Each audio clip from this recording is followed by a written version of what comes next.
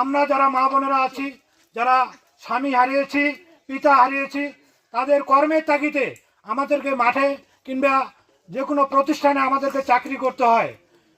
আমরা 2-3 দিন আগে আমরা জামাতের যে আমির ডক্টর শফিকুর রহমান, তিনি কিন্তু বলেছেন যে যে নারীগুলো বাইরে কাজ করে তারা প্রস্টিটিউট, মানে হচ্ছে তারা বেশ্যা পতিতালয়।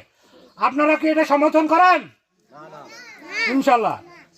উনি যে এই কথাটা বলেছে যে মহিলাগুলো, যে মা বোনেরা আমরা বাইরে কাজ করি, আমরা চাকরি করি, ওনারা বেশ্যা পতিতালয়।